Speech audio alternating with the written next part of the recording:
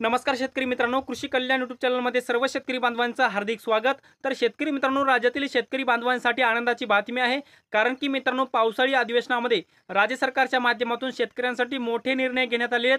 तर मित्रांनो, ते मोठे निर्णय कोणते आहेत, शेतकऱ्यांसाठी कोणते निर्णय घेण्यात आले आहेत, सोयाबीन कापूस उत्पादकांसाठी किती हेक्टर रुपये अनुदान देण्यात येणार आहे, अतिवृष्टी अनुदान, अवकाळी अनुदान, गारपीट अनुदान, सततच्या पावसाचं अनुदान, येलो मोजॅक व्हायरस अनुदान, याचबरोबर इतर कोणते 7 निर्णय अर्थसंकल्पीय अधिवेशनामध्ये घेतले आहेत, या सर्व निर्णयाचे या संपूर्ण योजनेचे पैसे कधीपर्यंत शेतकऱ्यांच्या खात्यामध्ये येणार आहेत, ती कोणती कामं शेतकऱ्यांना करायची आहेत, याच्या संदर्भात संपूर्ण डिटेलमध्ये माहिती आपण या व्हिडिओच्या माध्यमातून घेण्याचा प्रयत्न करणार आहोत। तर नमस्कार, मी ज्ञानेश्वर सवंडकर स्वागत करतो कृषी कल्याण यूट्यूब चॅनलमध्ये। सर्व शेतकरी बांधवांना एक महत्त्वाची विनंती आहे, साईडला दिसत असलेल्या लाल किंवा काळ्या बटनावरती क्लिक करणे अत्यंत महत्त्वाचं आहे, जेणेकरून तुम्हाला आमचे नवनवीन व्हिडिओ पाहायला भेटतील। त्याच्यामुळे साईडला दिसत असलेल्या लाल किंवा काळ्या बटनावरती क्लिक करा।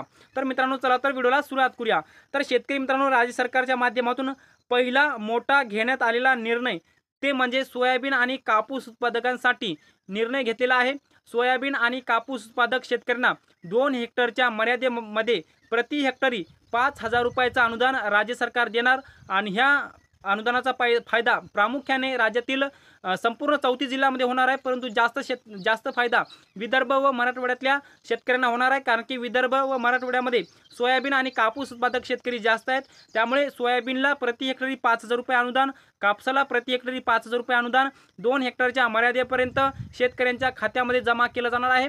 आणि याच्या माध्यमातून आता जे काही विधानसभेची निवडणूक आहे, विधानसभेच्या निवडणुकीची आचारसंहिता लागण्यापूर्वी या अनुदानाचे पैसे जमा होणार असल्याची माहिती उपमुख्यमंत्री व अर्थमंत्री देवेंद्र फडणवीस उपमुख्यमंत्री व अर्थमंत्री अजित पवार यांच्या माध्यमातून देण्यात आलेली आहे। मित्रांनो, ही सोयाबीन आणि कापूस उत्पादक शेतकऱ्यांसाठी आनंदाची बातमी आहे। दुसरी महत्त्वाचा निर्णय म्हणजे अनुदानासंदर्भातला। मित्रांनो, 15 जुलै 2024 पर्यंत संपूर्ण अनुदानाचे पैसे जमा करणार, पावसाळी अधिवेशनामध्ये घोषणा। मित्रांनो, मुख्यमंत्री व उपमुख्यमंत्री यांच्या माध्यमातून अशी माहिती देण्यात आली की 15 जुलै 2024 पर्यंत संपूर्ण अनुदानाचे पैसे जमा करणार, ज्यामध्ये प्रामुख्याने अतिवृष्टीचं अनुदान असेल, अवकाळी पावसाचं अनुदान असेल, गारपिटीचं अनुदान असेल, सततच्या पावसाचं अनुदान असेल किंवा येलो मोजॅकचं व्हायरसचं अनुदान असेल, हे संपूर्ण जे काही शेतकऱ्यांच्या थकीत अनुदानं आहेत, हे संपूर्ण थकीत अनुदानं 15 जुलैपर्यंत देण्याची माहिती देणार असल्याची सुद्धा माहिती पावसाळी अधिवेशनामध्ये राज्य सरकारच्या माध्यमातून देण्यात आलेली आहे। मित्रांनो, पुढचा महत्त्वाचा निर्णय म्हणजे राज्यामध्ये 40 तालुक्यामध्ये दुष्काळ जाहीर, तर पंचनामा प्रणाली संपूर्ण राज्यामध्ये लागू केलेली आहे। त्यामुळे राज्यातील शेतकऱ्यांसाठी हा मोठा निर्णय मानला जातो आहे। मित्रांनो, पुढचा निर्णय म्हणजे प्रत्येक दूध उत्पादक शेतकऱ्यांना प्रति लिटर 5 रुपयाचं अनुदान राज्य सरकारने घोषित केलेलं आहे। मित्रांनो, याचबरोबर पुढचा मोठा राज्यातील शेतकऱ्यांसाठी निर्णय तो म्हणजे राज्यातल्या शेतकऱ्यांचं सरसकट थकीत वीज बिल माफ व दिवसा अखंडित वीज पुरवठ्यासाठी निधी देणार असल्याची माहिती राज्य सरकारच्या माध्यमातून देण्यात आलेली आहे।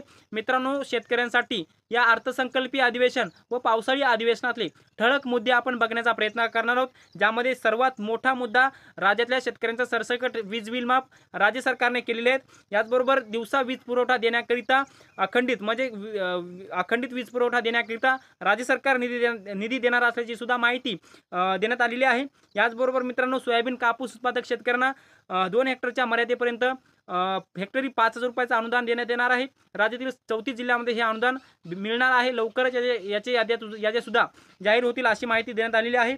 अतिवृष्टीचं अनुदान असेल, गारपिटीचं असेल, अवेळी पावसाचं असेल, अवकाळी पावसाचं असेल, येलो मोजॅक व्हायरसचं असेल, हे संपूर्ण अनुदानाचे पैसे येणार आहेत। याचबरोबर मित्रांनो, पुढचा शेवटचा प्रश्न आणि निर्णय म्हणजे पीक विम्या संदर्भातला। मित्रांनो, ज्या जिल्ह्यामध्ये 75% पीक विमा मंजूर आहे, तो पीक विमा 15 जुलैपर्यंत जमा करणार असल्याची सुद्धा माहिती विमा कंपन्यांना दिलेली आहे राज्य सरकारने। मित्रांनो, या अर्थसंकल्पीय अधिवेशन व पावसाळी अधिवेशनातले महत्त्वाचे मुद्दे होते, ज्यामध्ये प्रामुख्याने संपूर्ण जर मुद्दे मी तुम्हाला सांगितले तर ते संपूर्ण शेतीविषयक मुद्दे सांगले। आता इतर मुद्दे बघूयात। महिलांना महिन्याला 1,500 तर वार्षिक 18,000 रुपये देणार।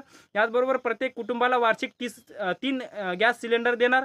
याचबरोबर 17 शहरामध्ये 10,000 महिलांना रिक्षा खरेदीसाठी 80 कोटी रुपये देणार आणि हे संपूर्ण अर्थसंकल्पातले व पावसाळी अधिवेशनामधले महत्त्वाचे मुद्दे होते, ज्यामध्ये शेतकऱ्याला केंद्रस्थानी ठेवून शेतकऱ्यांसाठी 4 ते 5 मोठे निर्णय राज्य सरकारने घेतले आहेत, जे की मी तुम्हाला या व्हिडिओच्या माध्यमातून सांगण्याचा प्रयत्न केलेला आहे. तर शेतकरी मित्रांनो, आपण या व्हिडिओच्या माध्यमातून पावसाळी अधिवेशनामध्ये राज्य सरकारने घोषित केलेल्या संपूर्ण मोठ्या निर्णयाची माहिती आपण जाणून घेण्याचा प्रयत्न केलेला आहे.